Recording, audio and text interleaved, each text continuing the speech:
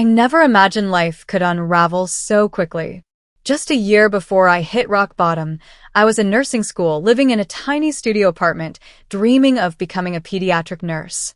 I had a fiancé, a little savings, and a baby on the way. I wasn't rich, but I was stable. I had a plan. Then everything collapsed. My fiancé left me. Said he wasn't ready to be a father. He walked out, leaving behind a broken lease, an empty closet, and a pit in my chest. I was 5 months pregnant, barely hanging on to my job at a community clinic when they laid me off due to budget cuts. Rent was overdue. My landlord gave me 2 weeks to leave. I remember packing my life into 3 bags and holding my stomach, feeling hope kick inside me for the first time. I didn't cry then. I just kept moving. I thought maybe I could stay with a classmate or get into a shelter quickly. But everywhere I turned, I hit a wall. 2 shelters were full. One said I needed to wait 3 weeks. 3 weeks? I had nowhere to go that night, let alone 3 weeks. So, I found myself at a 24-hour laundromat, sitting on a plastic bench with a soda can for warmth, one hand on my belly, the other holding my phone. I Googled things like emergency housing near me and can I sleep in a hospital lobby? That night, I learned how cruel silence could be. No calls back. No responses. Just echoes of a world moving on without me. When hope was born, I was staying in a church basement with other displaced women. The volunteers were kind, but the shame nearly ate me alive. I couldn't even afford a crib. Hope slept in a donated laundry basket lined with towels. People saw me and looked away. Maybe they thought I was lazy. Maybe they thought I made bad choices. Maybe I did. But no one saw how hard I tried. Every day, I would strap Hope to my chest and walk for miles, looking for work. I'd knock on doors, ask for cleaning jobs, anything. Sometimes I got lucky and earned just enough to buy diapers and cheap instant noodles. There were nights I didn't eat just so Hope could. The hardest part wasn't the hunger or the cold. It was pretending everything was okay. I'd smile at Hope, talk to her like we had a normal life. I told her fairy tales about how we'd one day live in a beautiful house where she'd have her own bed, her own toys, even a puppy. I had nothing, but I still had her. That little girl saved me from giving up. Her giggles, even in the darkness, kept me going. Then one day, I got a break. I was scrubbing the floor of a local church after a free meal when I overheard a man on the phone, frustrated, talking about how he couldn't find a reliable caregiver for his elderly mother. I don't know what came over me, but I stood up and said, "Sir, I used to study nursing. I can help." He looked at me, really looked at me, then asked a few questions. I answered honestly. I told him I didn't have a license yet, but I knew how to care for people. I knew how to be patient, how to listen. Most of all, I needed this chance. He gave it to me. His mother, Ms. Lorraine, was 81, feisty, and sharp as a tack. She needed help with meals, medication, and someone to talk to. I worked 6 days a week and brought Hope with me. Ms. Lorraine didn't mind. In fact, she grew fond of Hope. Sometimes they napped together on the couch. Other times, she read her stories while I cooked. For the first time in a long time, I felt human again. I saved every dollar I could. I bought a cheap stroller, found a safer shelter, and started applying to finish my nursing courses online. It wasn't easy. I studied by flashlight while Hope slept beside me. I failed some tests. I cried. But I didn't stop. There was one night I'll never forget. I was walking back to the shelter in the rain, soaked, carrying Hope and groceries in one arm and my bag in the other. I slipped and fell hard, groceries rolling into the gutter. My knees were scraped. My clothes were soaked. I sat there, crying in the rain, whispering, "God, I'm trying, please don't let this be all there is." That was my breaking point, or so I thought. But the next day, Ms. Lorraine looked at me and said, "You're stronger than you know, sweetheart. You remind me of myself when I was younger. You've got that fire in your eyes." That fire, it was faint, but it was still burning. She started telling me stories about her past, how she used to run a small caregiving agency years ago, how it grew because people trusted her caregivers. She said what made the difference wasn't skill, but heart. That stayed with me. I started dreaming again. Not just of survival, but of something bigger. A business, maybe. Something with purpose. I began keeping notes in an old notebook I found at a donation center. I called it Project Hope. I didn't know how. I didn't know when. But I knew one thing. I wasn't going to be homeless forever. I was going to turn this pain into power. For hope. For me. For others like us. This was just the beginning. Miss Lorraine became more than an employer. She was my mentor, my accidental life coach, and the grandmother I never had. She treated me with dignity, something I hadn't felt in a long time. During quiet afternoons when Hope napped, we'd sit on her porch sipping tea, and she'd tell me about her past running a private caregiving service back in the 80s. She said, "Baby, people forget that aging is just life continuing. They want to be treated like they matter." Her stories lit a fire inside me. I began to look at the world differently. I realized the caregiving industry was broken in so many places: underpaid workers, undertrained staff, overworked clients, and companies that only cared about profit. I thought, what if I could build something better? Something that gave women like me a second chance, while providing quality care to families who truly needed it? That's when the idea struck. A business, yes, but also a mission. Hope Hands. The name came naturally. Hope was my reason for everything, and hands, well, that's what I had. Hands to heal. Hands to build. I didn't have a degree. I didn't have funding. But I had experience, heart, and determination. That would have to be enough. I started carrying around a little spiral notebook, blue with a bent cover, and pages half torn. Every time an idea came to me, scheduling, hiring, client screening, I wrote it down. At night, after Hope fell asleep on our shelter bunk bed, I'd lie on the floor and plan. I took free online business courses through the library's Wi-Fi. I learned about licensing, taxes, and legal compliance. It was overwhelming. But every piece of knowledge gave me a bit more control. I still cleaned houses and cared for Miss Lorraine during the day, but at night I built. I created a simple flyer offering home care services. Compassionate, affordable, and trustworthy care for your loved ones. Ask about Hope Hands. I printed 10 copies at a gas station and handed them out at churches, barbershops, even laundromats. I only got one call back, but that one call changed everything. The woman who called, Mrs. Gomez, needed part-time help for her father, a retired mechanic who had survived a stroke. I explained that I was still building my agency, but had experience and references. I offered to work for just enough to cover Hope's daycare and bus fare. She gave me a chance. I worked from 7 a.m. to noon at the Gomez home, and 1 p.m. to 5 p.m. with Miss Lorraine. Evenings I studied and planned. Within a month, Mr. Gomez's family referred me to their neighbors. By the end of that year, I was juggling 3 clients, working 12 hours a day, 6 days a week, and barely sleeping. But I was alive. And I was growing. I knew I couldn't do it all myself. That's when I remembered Jasmine, a woman I met at the shelter. A single mother of 2, with a kind spirit and a background in caregiving. She had just lost a job due to lack of transportation. I brought her with me to Shadow for a day. She was amazing. Gentle, intuitive, and efficient. I trained her myself, gave her her first client, and bought matching polos from a thrift shop. Our logo? A hand-drawn heart wrapped around a smaller hand. Simple. Pure. By the end of year 2, Hope Hands had 5 clients and 3 caregivers. I operated the business from a public library computer and scheduled everything on a beat-up flip phone. We didn't have an office. We didn't have a website. But we had something bigger: trust. Clients saw we weren't just providing care. We were rebuilding lives. Women who had been overlooked were finding purpose again. I helped them open bank accounts, taught them how to manage schedules, and even babysat their kids when needed. We were a community, a sisterhood. And then came the first real challenge. One of my caregivers showed up late to a client's home, and that client was furious. I don't blame her. When someone's caring for your parent, every minute counts. But that incident made me realize we needed structure. Policies. Accountability. That night, I stayed up until 3 a.m. creating our first employee handbook.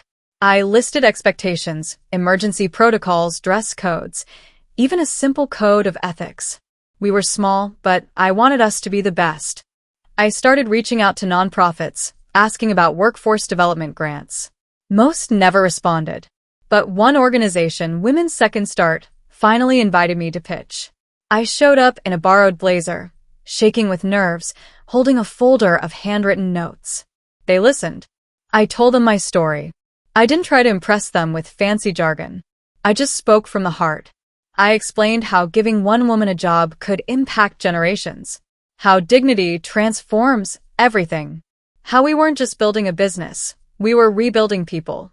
2 weeks later, they awarded Hope Hands a $10,000 micro grant.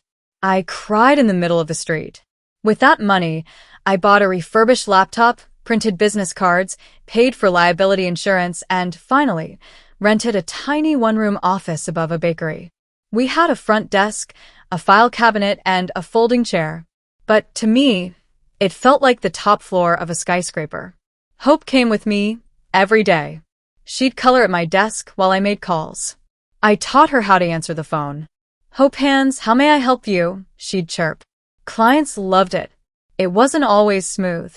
Some weeks we struggled to meet payroll.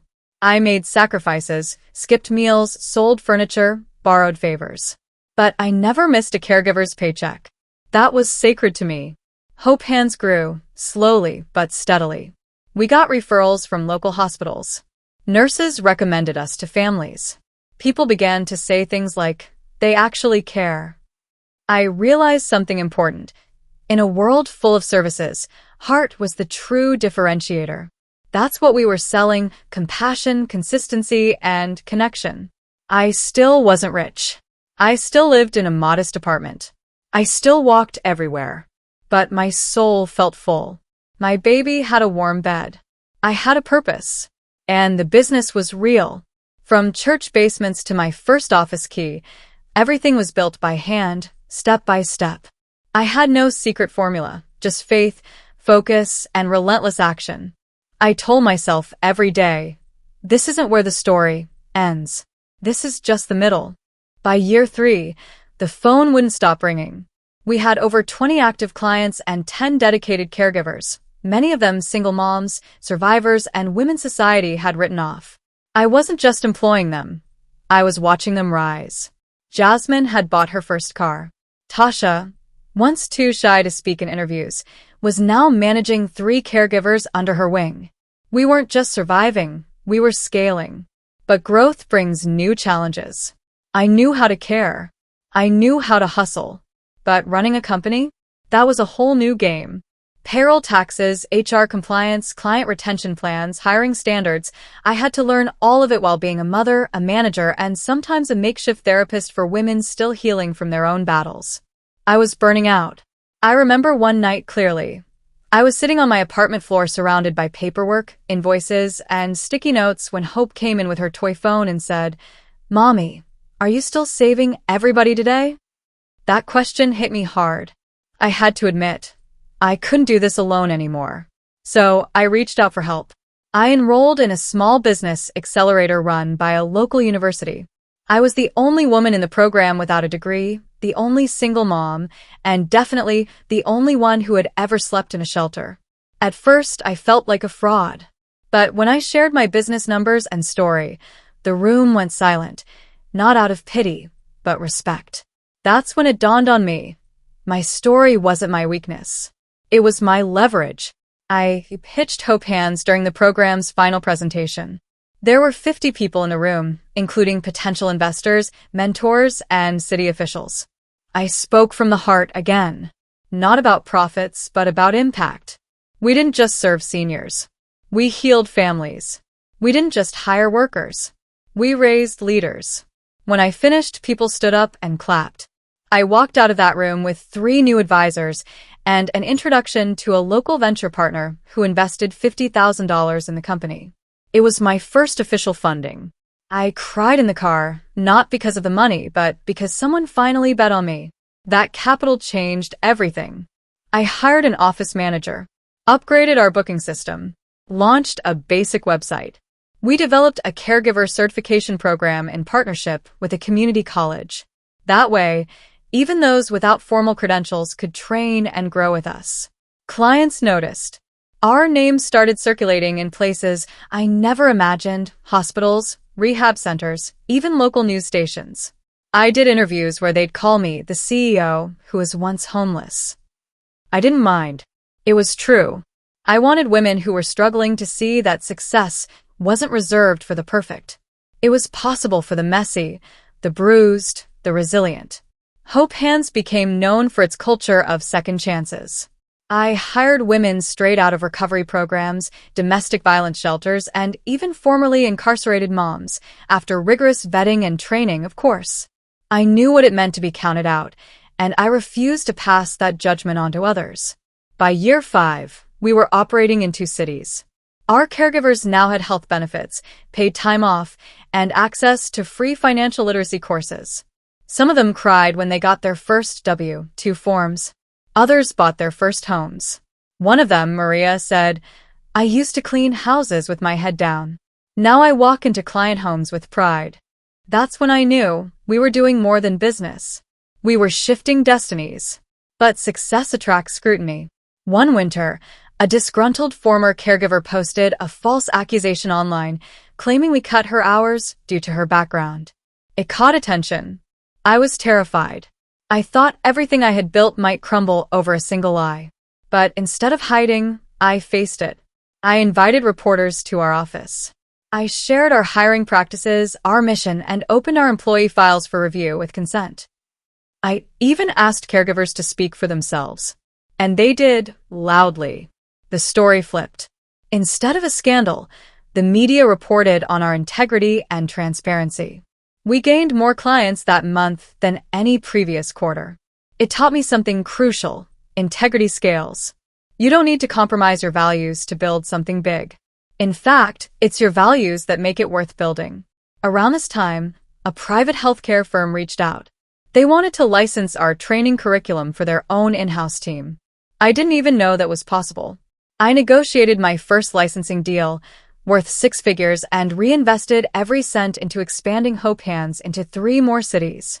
Our brand became synonymous with trust, with dignity, with second chances. Meanwhile, Hope was growing too.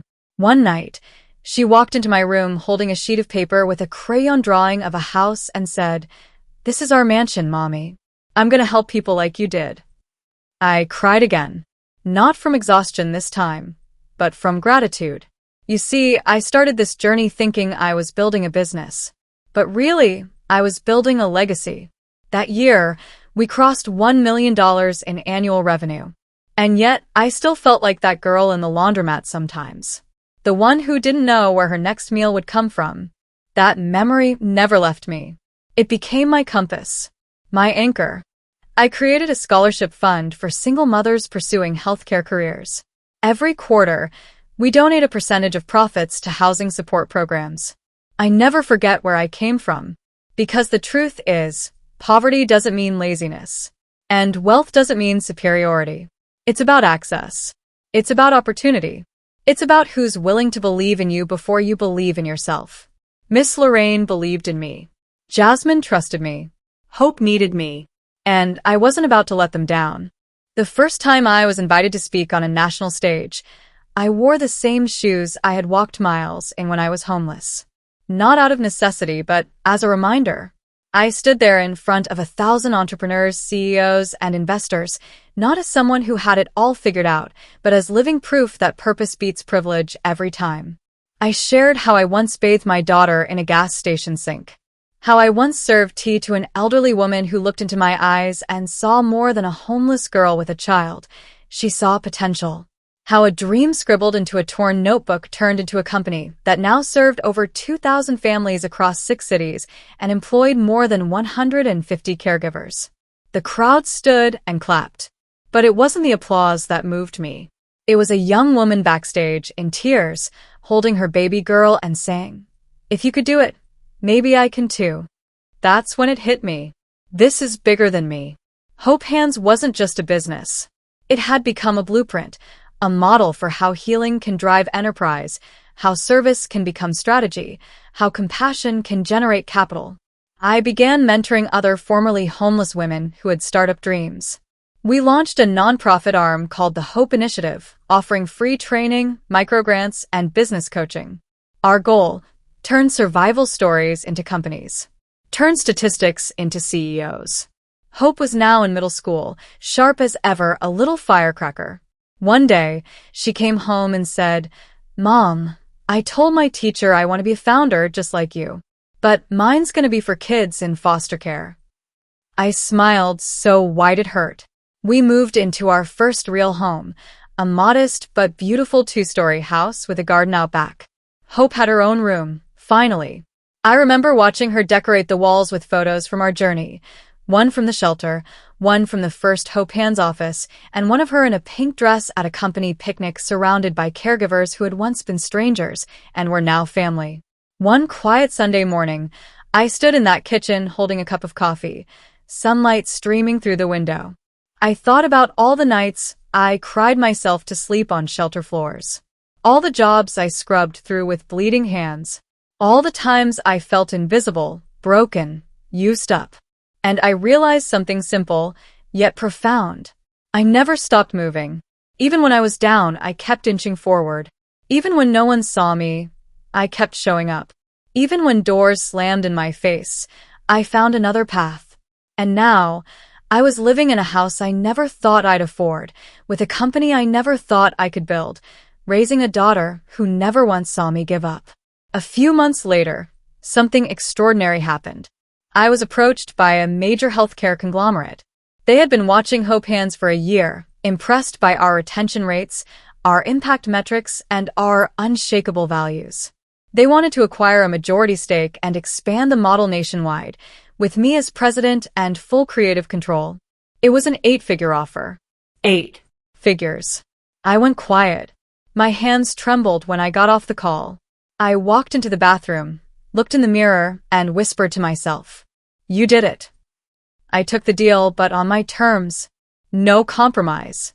Every employee kept their job. Every core value remained intact. Our training programs would remain free for at-risk women. And every city we entered would be paired with community reinvestment projects. Hope Hands was going national. But more importantly, our mission, restoring dignity through opportunity, was going global. The first national rollout was in Detroit. I flew out with Hope and Jasmine. We stood in a brand new office, ribbon in hand, hearts pounding. I handed the scissors to Jasmine, who had been with me since we had one client and a shared flip phone. She cried. Then she cut. That moment was ours. The press wrote headlines like "From Streets to CEO" and "The Woman Who Turned Homelessness into a Healthcare Empire." But I never cared for the titles. What I cherished were the emails, from daughters who found joy in watching their aging parents laugh again, from single moms who finally believed in second chances, from caregivers who could finally afford to go back to school. Every message reminded me, impact over image. Even now, with more success than I dreamed possible, I still visit the shelter where it all began. I speak to the women there, not as a guest of honor, but as a sister who knows the weight of hopelessness and the light at the end of relentless effort. I tell them, success doesn't come from what you have. It comes from what you refuse to let go of. My story isn't unique. It's simply honest. I was a homeless mother with nothing but love in my heart, fire in my soul, and a little girl depending on me. I didn't wait for a miracle. I built one. Day by day. Step by step. And I'm still building. Because the truth is, there's no final destination, just bigger dreams and deeper purpose. So if you're watching this and you feel like no one sees you, I do. If you're exhausted, lost, or starting from scratch, you're not alone. I am you. You are me. We are not broken. We are becoming. And one day, you'll look back too, not with bitterness, but with pride. Because from homeless to millionaire wasn't just a journey. It was proof that hope, when given a chance, can build an empire.